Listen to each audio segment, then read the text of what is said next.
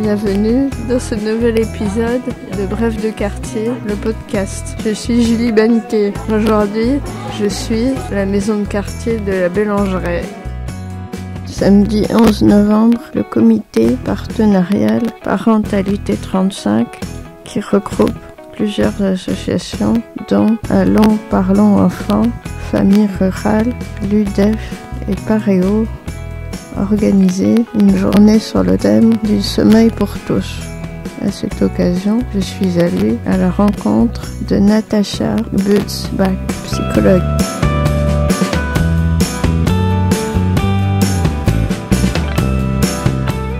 Je m'appelle Natacha Butzbach.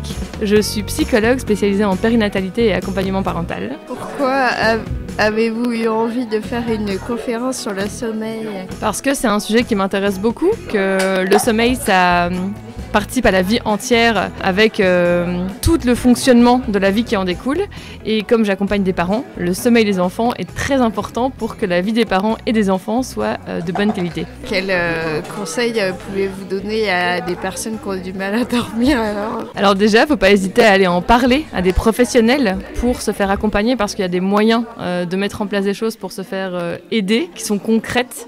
Et si on ne peut pas en parler et qu'on reste dans un état pas bien, ça ne peut pas s'améliorer. Donc le premier conseil que j'aurais donné, c'est allez vous faire accompagner pour que ça se passe mieux. Quelques exemples de conseils. Par exemple, c'est la question de comment est-ce qu'on s'occupe dans son lit. Est-ce qu'on n'y va que pour dormir, ou est-ce qu'on va aussi utiliser son lit comme espace de repos ou de détente. Dans les cas où il y a par exemple des insomnies, on va conseiller de ne pas rester dans son lit quand on ne dort pas, ou en tout cas quand on n'est pas prêt de dormir. Il y a aussi la question de tout le rythme quotidien, de savoir pour bien dormir, il faut aussi bien bouger et voir assez de lumière du jour. Et donc ça va être la question des rythmes quotidiens, aussi de l'alimentation. Comment est-ce qu'on mange le soir et comment est-ce qu'on mange au cours de la journée. Ça va aussi être est-ce qu'on se donne assez de temps pour dormir, parce qu'il y a des fois où on ne dort pas bien, mais parce que par exemple on va faire une activité intense le soir ou très en lumière, et ça pose des problèmes au niveau de l'endormissement. Donc l'idée, ça va être de questionner tout le rythme de vie pour voir où est-ce qu'il peut y avoir des problèmes, et donc améliorer le sommeil en agissant sur tous les facteurs. Est-ce que la lumière bleue des écrans, elle est nocive pour l'endormissement alors ? Absolument. C'est pour ça qu'on conseille de s'éloigner des écrans au moins 1 heure avant de l'heure où on veut dormir. Idem, il faut aussi être dans un rythme le plus routinier possible, dans le sens où on va essayer d'aller dormir plus ou moins à la même heure, tous les jours. Évidemment, ça va changer en fonction des activités physiques, mais globalement, être assez régulier et régulière. Et en effet, éviter les écrans le plus possible dans l'heure qui précède l'endormissement, comme le fait de baisser l'intensité lumineuse aussi. Donc il y a les écrans, bien sûr, qui ont un gros impact, mais aussi même le fait d'avoir des LED très puissantes chez soi. L'idée, c'est d'être le plus possible 1 heure avant, dans la pénombre, pour qu'on puisse sécréter ce qu'on appelle la mélatonine, qui est l'hormone qui permet l'endormissement. Est-ce que le problème de sommeil, on conseille tout le monde ? Oui, beaucoup de personnes sont concernées par les problèmes de sommeil au cours de leur vie. Globalement, on considère qu'environ 28% des adultes sont concernés par l'insomnie notamment, mais il y a plein d'autres troubles du sommeil. Il peut y avoir aussi de l'hypersomnie ou des parasomnies. Donc, il y a beaucoup d'adultes qui sont concernés par des problèmes de sommeil, beaucoup d'enfants aussi. Et il y a particulièrement des personnes concernées dans les troubles du sommeil, dans les personnes qui ont des troubles neurodéveloppementaux. Donc tout ce qui est TDAH, autisme, dyslexie, ou différents dyspraxie, etc.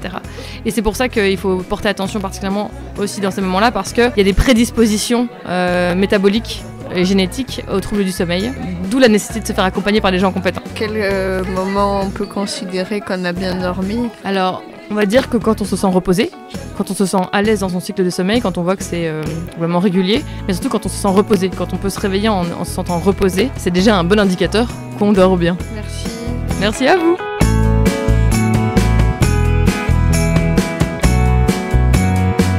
Comment vous appelez-vous ? Bonjour, moi je m'appelle Komokoli Régine. Je suis conseillère départementale d'Ille-et-Vilaine, et c'est au titre de ma délégation aux parentalités que je suis là. Je suis aussi déléguée à la petite enfance et à la PMI. Quelle est l'importance du sommeil chez les parents ?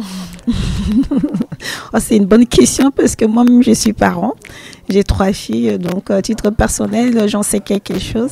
C'est important de dormir pour se sentir déjà bien, parce que c'est vraiment moi, je fais le lien avec le répit parental, parce que si on ne dort pas bien, on n'est pas bien. Et si on n'est pas bien, on ne parle pas bien à nos enfants, on est stressé, irritante. Donc en fait, finalement, c'est des transferts du mal-être dans la famille. Et moi, je pense que dormir, c'est très important d'avoir un temps de repos pour pouvoir prendre soin des autres. Il faut prendre soin de son sommeil et de soi-même. Mais on parle beaucoup de l'enfant, mais chez les adultes, que pourriez-vous conseiller ?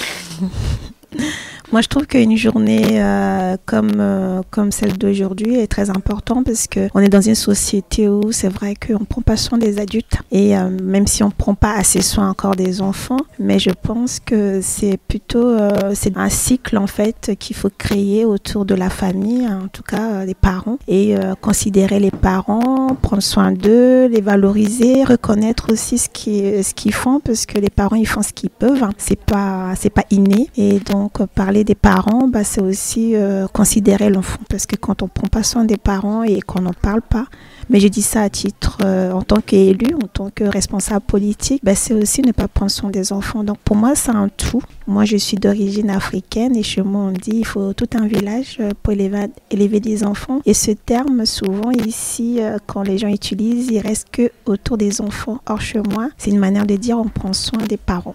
D'ailleurs, pour une petite anecdote, chez moi, dans mon pays, quand une femme accouche, tout le monde s'occupe d'elle. Elle concentre son énergie, elle prend soin d'elle, elle dort, elle récupère. Elle a juste le temps, si elle veut, allaiter ou donner à manger à son enfant, mais c'est les autres qui prennent soin d'elle. Ça peut durer 3 à 6 mois et c'est très important. Et ici, c'est pas forcément, les choses ont changé. Moi, je suis en tant que déléguée très reconnaissante de voir toutes ces activités, de revaloriser la place des parents dans cette société.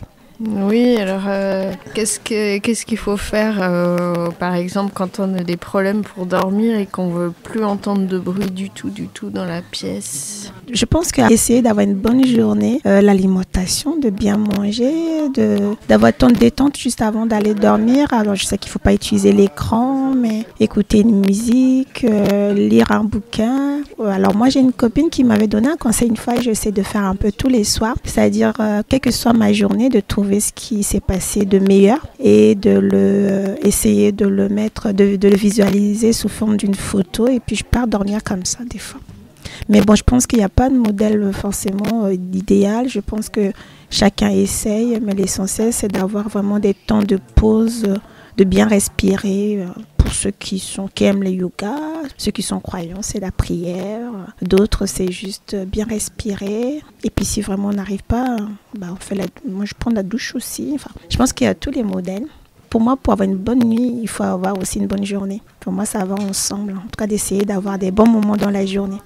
Est-ce que le département propose des initiatives ailleurs sur le sommeil ? Le département accompagne, finance avec des partenaires comme la CAF, la MSA, parce qu'on est sur le copil du réseau parentalité. Donc aujourd'hui, dans notre département, puisque c'est ma délégation, on a une délégation des parentalités, donc ça prend en compte toutes les difficultés des parents. On est vraiment sur le soutien aux parentalités. Et donc oui, le département finance toutes ces initiatives, subventionne des associations, accompagne, encourage aussi. Et le département sera toujours là pour accompagner tous nos partenaires sur tout ce qui va dans l'intérêt et le bien-être des parents et des enfants du département d'Ille-et-Vilaine. Merci à vous. Merci à vous aussi pour vos questions et bonne journée.